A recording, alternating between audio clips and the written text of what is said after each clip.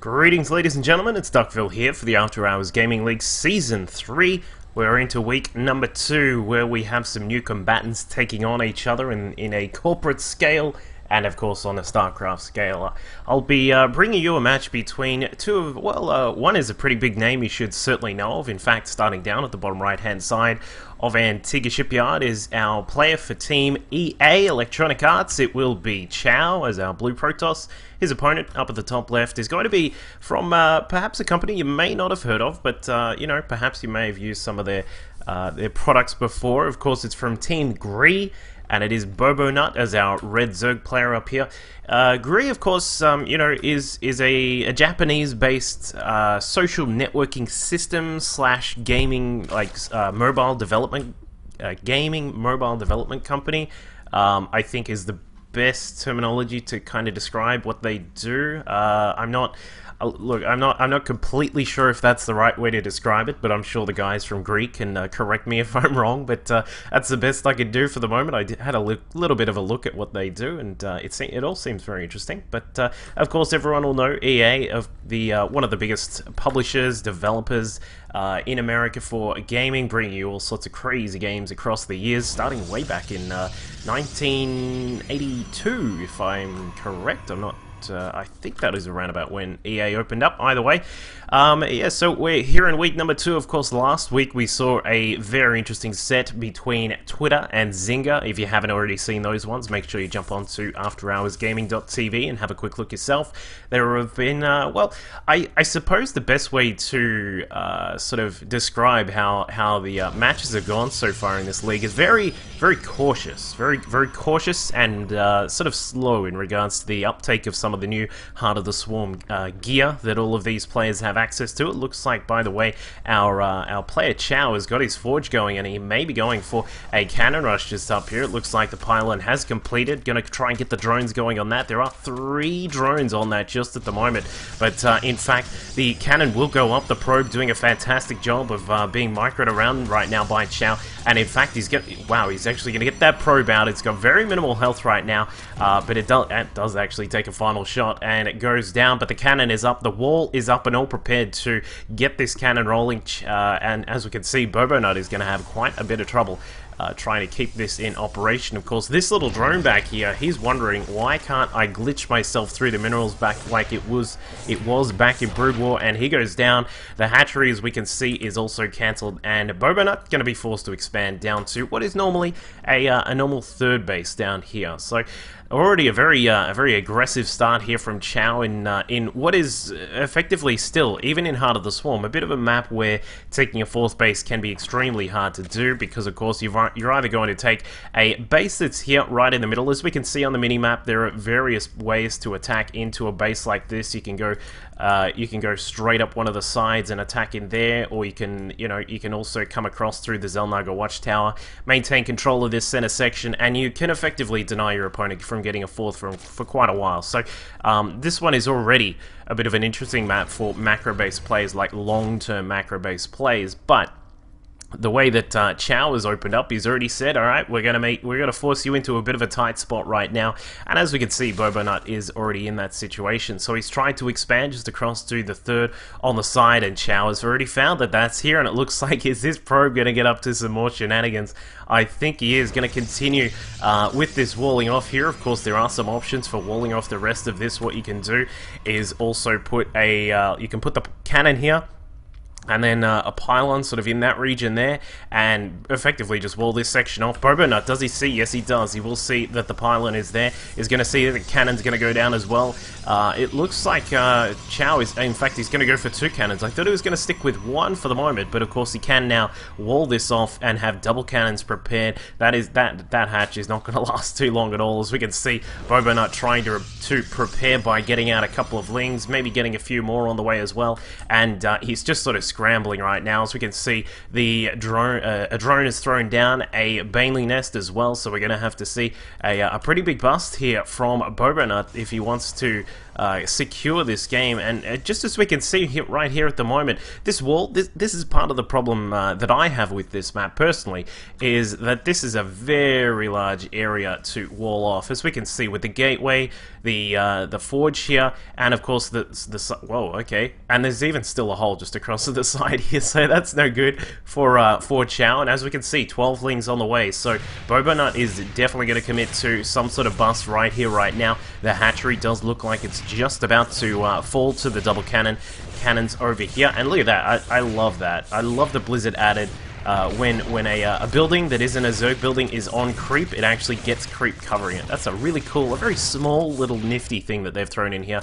But as you can see, the baneling's now starting to morph in. We've got a total of 8 right now just across to the side here. We've got a probe just scouting around trying to see if there is some sort of cheese coming along, but he's not. I don't know if Chow's aware that he actually has 3 holes in this wall here. We've got one that's just across to the side there, and also there those lings will be able to get through. So this could be quite an interesting bust, but as we can see, one of the cannons already taking a couple of shots there. The second cannon also getting some good work done.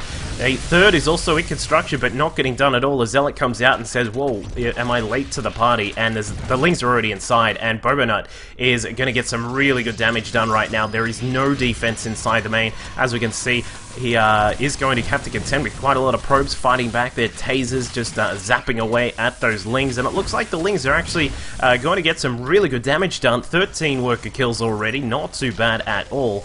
And he is going to try and keep them alive and maybe get them into some banelings, which is going to really help out. The last remaining few lings now just streaming into the base here. It looks like Chow is going to really have his work cut out for him right now because of the fact that he's lost so many of these workers. It looks like the banelings have now morphed in. 4 gates just warping it across to the side. The probes are getting out of there because they are in big trouble if those banelings get in range.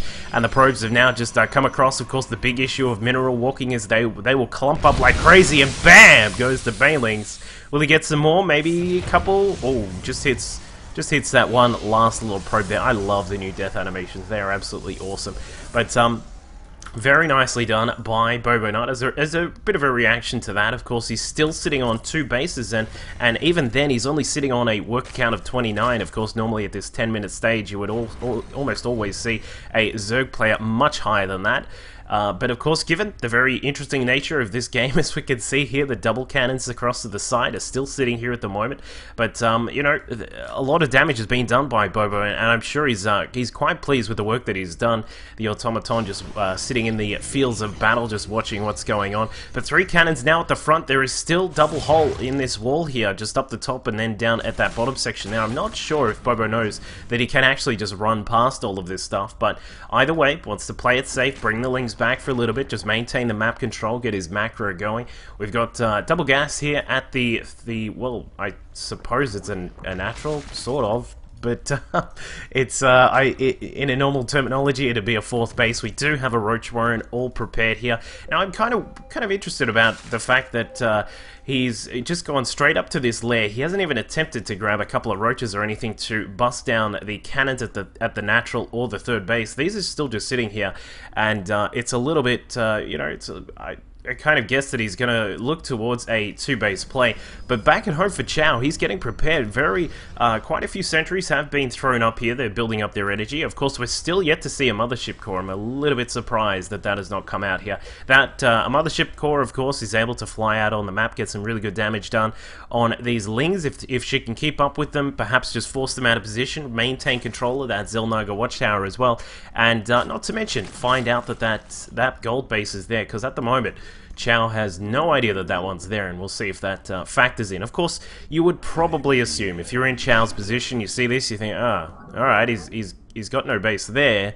He's got no base over here. He's either taken this one up the top, possibly one of these ones down in the side parts here, but, you know, this gold is definitely quite an option as well. So we'll see how he reacts to this. Looks like we will have a little bit of a gateway force pushing out on the map. A few zealots, mostly stalkers in this mix. Of course, there are lings out on the map, and not too many of them just yet. There's around about 13, but half of these are pretty much dead already because they're sitting here in the firing range of the rest of these units, and a couple will escape just to head home. The worker count is, by the way, sitting at a total of 48 for Bobonut and 42 for Chow. So these guys are still in a very sort of weird position, you know, at the 13-minute mark, where you're sitting at a spot where the Zerg player has the gold base and is going to have to evacuate that. He's also got an attempted third base up at the top right-hand side here. He should be able to get that up unmolested for the time being. It looks like a spine crawler is up, but with no high ground vision from one of these overlords, he's not able to take a shot on those stalkers and try and poke them in the eye, so they are no longer able to blink.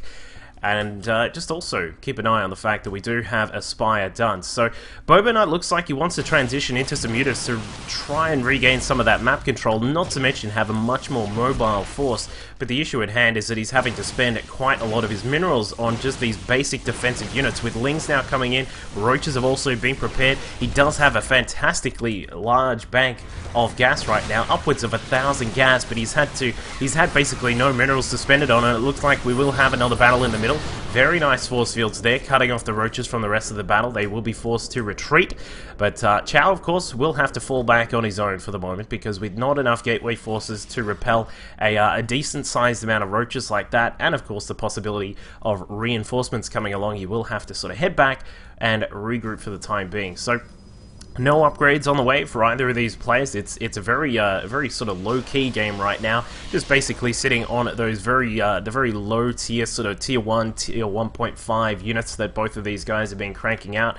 Of course, the worker count's still pretty low for this stage of the game, but now, as we can see, Chow is going to be able to push through the center of the map. He does not have blink, keep in mind, so there will be no phantasmic blink micro going on right here at this base, but he should be able to get in a really good position to take care of it. As we can see, Boba Nut trying to maneuver himself around the side, perhaps going in for the sandwich attack, or perhaps a run by on his own. The Roaches now left by themselves, with the Lings running off to try and take care of the run by duty, but not going to get anything done. And that means that this base is essentially done for, which in turn means that this one is also going to be in quite a lot of trouble. So Boba Nut in a little bit of a precarious position right now. It looks like he will try and get a few more Roaches out. He needs to get just a bit more minerals. I mean, as we can see, he's still sitting on 1,000 gas. I think he's just trying to wait for a little bit more minerals to bank up so that he can crank out a whole heap of mutas. And there are 3 on the way. A couple of Roaches getting caught in the firing line there as the Stalkers prepare to engage on this base. They will find it and just get absolutely crazy on these drones. Will they be able to escape? I don't know. A couple of force fields go down and a few of the drones will escape. In fact, this guy here, look at both of these guys. They are very, very low on health right now. The Lings are now out on the map. He's going to take care of this randomly placed probe in the middle there that was probably looking to put down a proxy pylon. Also, there are a couple of mutas out. Where I believe they're out. Where are they? But Boba Nut, he's decided it's time to go. I've got to get some really good damage done, because otherwise it's pretty much game over if it's not game over already. Currently sitting at 124 supply. All of these Roaches now pushing across the map. They're up to Chow's natural base. He's got 21 Roaches, which is certainly a decent amount. Only 3 cannons here to defend. A very stalwart Zealot standing there, trying to hold back the flood of units now pushing in. But speaking of flood of units, Chow has walked in his own units. Just of course keep in mind that these pylons were still up here at the top left-hand side of the map. Queens go down, drones are going down as well. And as we can see, the front door has been busted open, and despite the best attempts of Boba Nut, I don't think he's going to really be able to take advantage of this. It looks like the Lings are going to stream inside the natural base here as well. The mutas did arrive eventually, 4 of them sitting here inside the main mineral line of Chow, and while he doesn't actually have any real defense for this, just at this position here in the main, he's actually already going to get all sorts of good damage done. His units inside the main base of Boba Nut getting good work done here. They've got, there are 5 Stalkers there, still 3 Zealots to do some tanking. The Roaches trying to come back and help out with some of that damage, but not really getting anything done at all. And as we can see, effectively, the damage has been done by Chow, despite the fact that for some reason these Lings have gone unchecked inside his main. He is still doing. He's still just in pretty much a commanding lead right now. We look at the worker count: 8 drones for Boba Nut. He's attempted to get this base up at the bottom left-hand side, and he agrees. It is a GG. So game number 1 will go to Team EA. As we can see, Chow doing a really interesting job with the double cannon rush on his opponent's natural and then the third bases, and then pushing out with a very simplistic gateway force to finish off the game. So we'll go into game number 2 in just a moment. Stick around.